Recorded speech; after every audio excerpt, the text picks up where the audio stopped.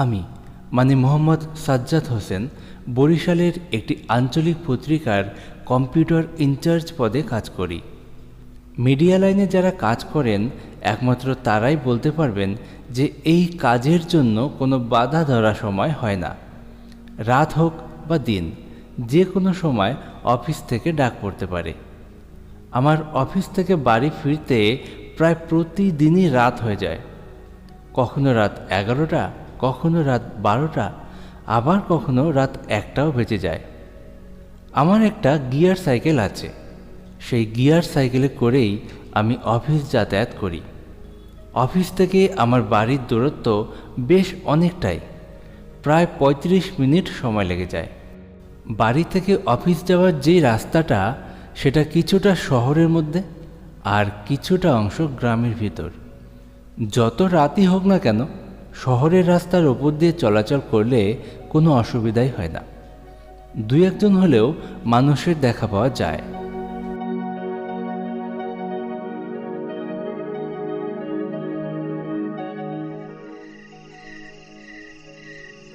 কিন্তু গ্রামের ভিতরের রাস্তা সম্পূর্ণ নির্জন এবং অন্ধকার, চারিদিকে গাছপালায় ঘেরা। এর মধ্যে আবার আরেকটি ভয়ের বিষয় হলো, এই রাস্তার ওপরে রয়েছে একটি শ্মশান।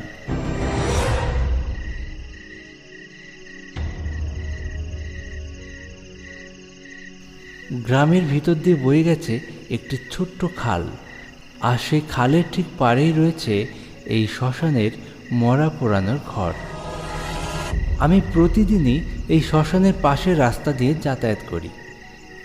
দিনের বেলায় কোনো অসুবিধাই হয় না, কিন্তু রাত্রিবেলা প্রতিদিনই এর সামনে দিয়ে যাতায়াত করার সময় আমার শরীর যেন ভারী হয়ে যায়।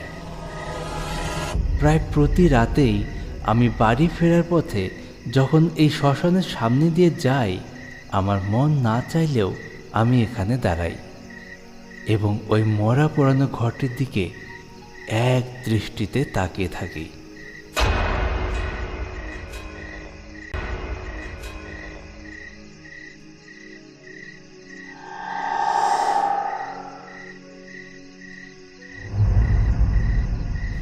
কেনই বা এখানে আমি দাঁড়াই, আর কেনই বা আমি ওই ঘরটির দিকে তাকিয়ে থাকি তা জানি না।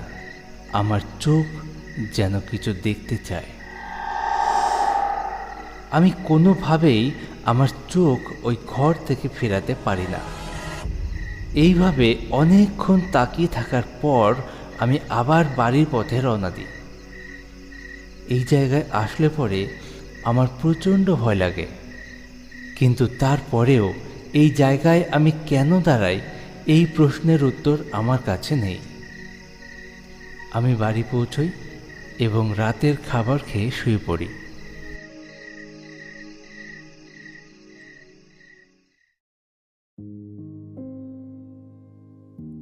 ওই জায়গাটা খুব একটা ভালো না, তুই ওইখানে কোনোদিন দাঁড়াইস নে। আর এত রাইতে বাড়ি আসার কি দরকার? তাড়াতাড়ি আসতে পারোস না?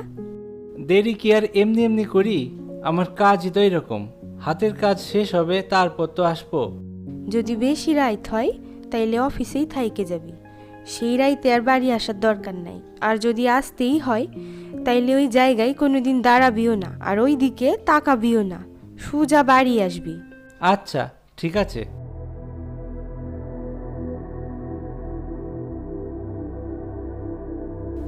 ওই জায়গায় কি আছে তা তো আমি জানি না।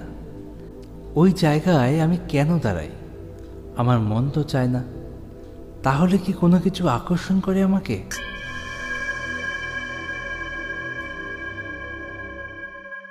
পরের দিন আমি অফিসে বসে কাজ করছি।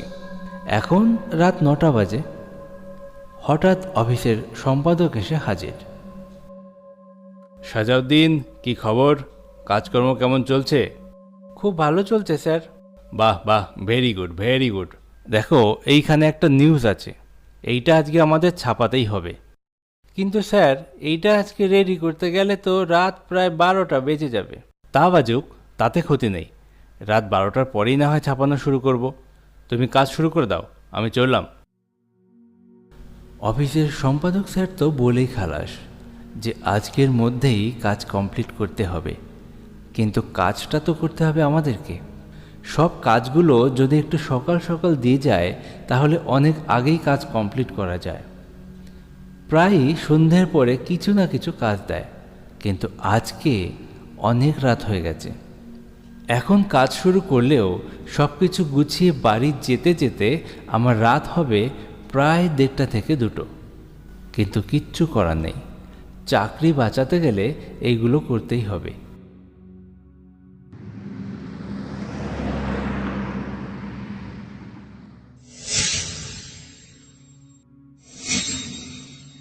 আমার কাজ এখন কমপ্লিট হলো। রাত এখন 2টো বাজে। সম্পাদক স্যারকে বলে আমি অফিস থেকে বেরিয়ে পড়লাম। গিয়ার সাইকেল চালিয়ে রওনা দিলাম বাড়ির উদ্দেশ্যে। এখন রাত প্রায় 2:20 বাজে।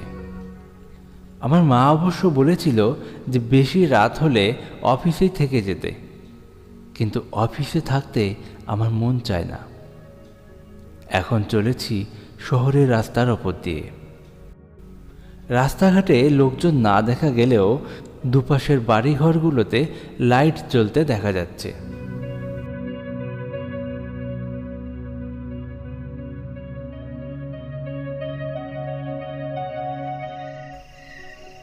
শহরের পথ ছাড়িয়ে এবার গ্রামের পথে ঢুকলাম।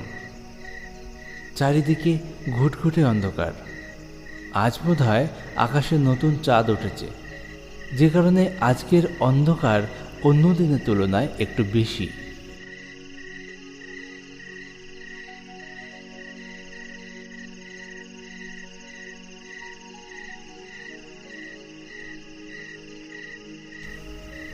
আমি ঠিক যখন শ্মশানটার সামনে গেলাম, আবার আমি সেখানে দাঁড়িয়ে পড়লাম আর এক দৃষ্টিতে ওই ঘরের দিকে তাকিয়ে রইলাম। আমার চোখ যেন কিছু একটা খুঁজছে, কিন্তু কি খুঁজছে সেটা আমি জানি না।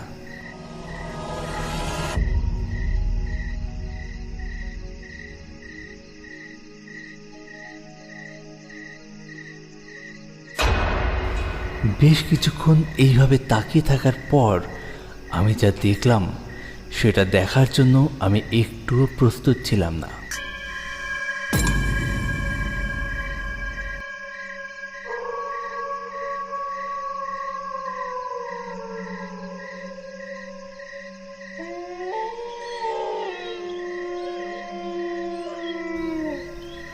অন্ধকারের মধ্যেই ধীরে ধীরে প্রকট হলো একটি কালো ছায়া মূর্তি। ওই ঘরের খুঁটির সাথে হেলান দিয়ে দাঁড়িয়ে আছে। তার লাল রঙের দুটো জ্বলন্ত চোখ যেন আমার দিকে একভাবে তাকিয়ে আছে।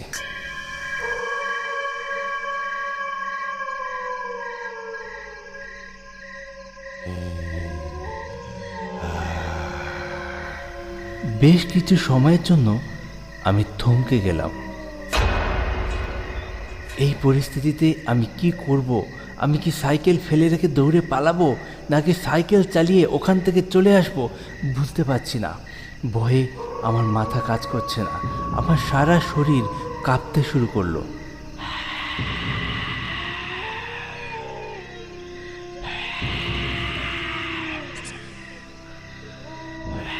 এরপর শুনতে পাই ভয়ঙ্কর নিঃশ্বাসের শব্দ। তার এক একটা নিঃশ্বাসের শব্দ যেন আমার গায়ে কাটার মতো বিচ্ছে। আমার সারা শরীরের লোম যেন খাড়া হয়ে এলো।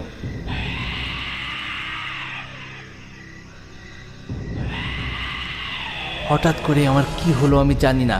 আমি জোরে সাইকেল চালাতে শুরু করলাম।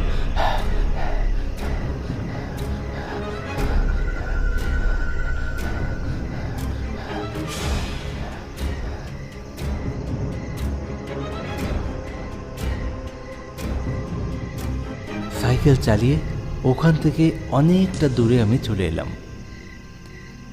আমি ভাবলাম হয়তো ঘটনাটা এখানেই মিটে গেল, হয়তো আর কোনো ভয় নেই। এইবার আমি বেশ আপন মেজাজেই সাইকেল চালাচ্ছি।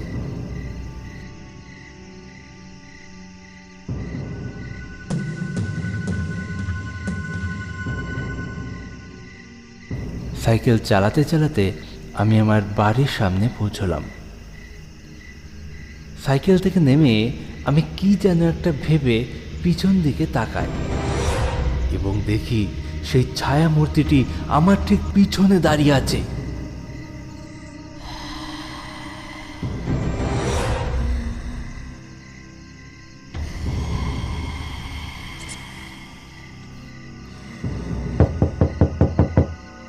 আমি জোরে জোরে দরজা ধাক্কাতে থাকি আর ডাকতে থাকি, আম্মু আম্মু আম্মু, দরজা খোলো আম্মু।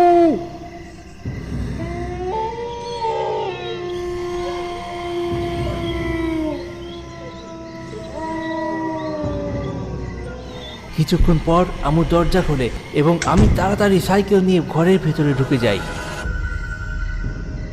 এই রাত্রে আমি আমার বাবা মাকে কিছুই বলিনি।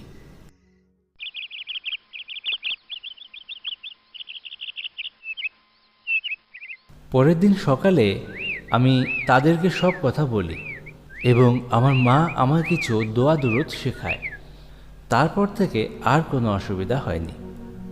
এরপরেও আমি ওই রাস্তায় আজও চলাচল করি, তবে বেশি রাতে আর যাই না, আর ওইদিকে কখনোই তাকাই না। ওই রাস্তায় এখন অনেক ল্যাম্পপোস্ট, চারিদিকে আলো, অন্ধকার আর নেই। তা সত্ত্বেও মানুষজন ওই রাস্তায় রাত্রিবেলা যেতে আজও ভয় পায়। এটাই ছিল মোহাম্মদ সাজ্জাদ হোসেনের সাথে ঘটে যাওয়া একটি ভৌতিক ঘটনা। আজকের মতো বিদায় নিচ্ছি, দেখা হচ্ছে পরের ভিডিওতে। প্লিজ সঙ্গে থাকুন, ভালো থাকুন আর দেখতে থাকুন আমাদের গল্প। বন্ধুরা, আজকের গল্পটি তোমাদের কেমন লাগলো অবশ্যই কমেন্ট করে জানাবে কিন্তু। আর হ্যাঁ, আরো এরকম নতুন নতুন গল্প পেতে আমাদের চ্যানেলটি লাইক, শেয়ার, সাবস্ক্রাইব করে আমাদের পাশে থেকো। তোমাদের এই ছোট কাজ আমাদের আরো ভালো ভালো ভূতের গল্প বানাতে অনুপ্রাণিত করবে।